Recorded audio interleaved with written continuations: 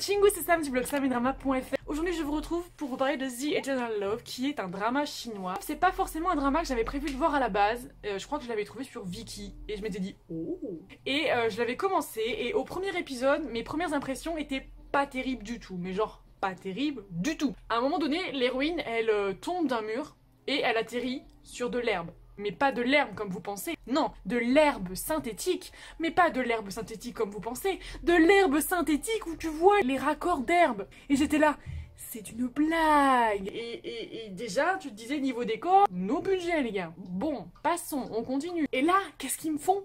Ils me mettent des effets spéciaux pour me rajouter des fleurs de cerisier dans le cadre. Mais j'étais là, mais comment on peut faire ça les gars? C'était vraiment juste dégueulasse. Et j'ai sincèrement pensé à l'option d'arrêter le drama. Mais je me disais, allez, encore une minute, encore une minute, encore une minute. Et en fait, je me suis dévoré le premier épisode, le deuxième, le troisième, bref, j'étais partie. Le drama raconte l'histoire de Xiao Tan, une jeune agent immobilière qui se retrouve propulsée dans le passé, dans le corps d'une jeune noble, Qiu Tan He.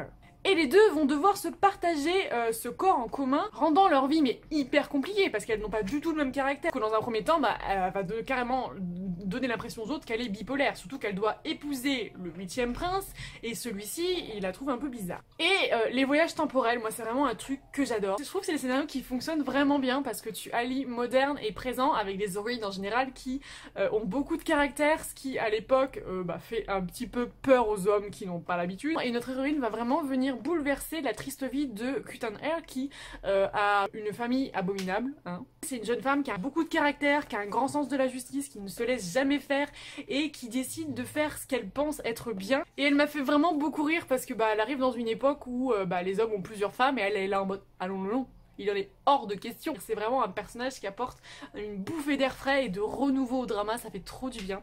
Et Qiu Tan He, c'est tout son inverse, elle est plutôt effacée, elle semble toujours triste, elle parle pas beaucoup et quand elle parle c'est pour dire des choses très intelligentes. Les deux sont vraiment très très différentes mais on s'attache vraiment aux deux personnages parce que je sais pas, elles ont toutes les deux quelque chose de très très beau et d'ailleurs l'actrice fait très très bien le switch entre les deux, on reconnaît direct quand c'est Tan He ou quand c'est Xiao Tan. Franchement il y a jamais de moment où tu te poses la question. Et notre 8e prince, mais oh mon dieu, j'ai tellement adoré, il est calme, il est intelligent, il est posé, il est calculateur et réfléchi aussi, tout en étant hyper chaleureux. Et ça, c'est vraiment le genre de héros que je kiffe. J'ai vraiment adoré l'intrigue, j'étais à fond. En fait, je pense que si t'arrives à passer le premier épisode et l'effet un peu cheap des effets spéciaux et des décors, franchement, mais l'histoire, elle te happe en fait.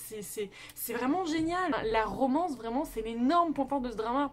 Ils avaient une alchimie de fou, mais genre une alchimie de fou. Je pense que le drama mérite vraiment d'être vu et que grâce au fond on peut clairement faire abstraction de la forme, surtout qu'attention il y a les décors en intérieur qui sont juste magnifiques, les costumes sont sublimes, donc tout n'est pas acheté visuellement, au contraire, et c'est juste qu'il y a des moments où je te dis bon on sent que le budget c'est pas terrible. L'histoire franchement c'était un gros coup de cœur, je regrette juste les 4 derniers épisodes qui étaient nécessaires je pense parce qu'ils apportent beaucoup de réponses, mais j'ai moins aimé. J'aurais limite préféré qu'on s'arrête, que l'histoire se termine juste avant ces 4 épisodes. Bon, on n'aurait pas eu toutes les réponses et du coup j'aurais été là. Il me faut les réponses, donc voilà. Mais j'ai pas trop accroché, enfin j'ai moins accroché on va dire aux 4 derniers épisodes qui étaient... Je vais pas vous en dire plus parce que sinon je vais vous spoiler, mais voilà. Ceux qui ont vu le drama, n'hésitez pas à aller voir mon avis direct sur le blog parce que le blog, pardon, vous pourrez regarder en fait les petits spoils que j'ai mis que je peux pas vous faire en vidéo. Mais voilà, pour moi c'est clairement un drama qu'il faut absolument voir et je vous le conseille. Donc voilà, c'est tout pour moi, n'hésitez pas à me dire en commentaire si vous avez vu The Eternal Love, si vous l'avez aimé ou non et pourquoi. Et moi je vous fais plein de bisous, je vous dis à très vite pour une prochaine vidéo. Salut, popo, bye bye.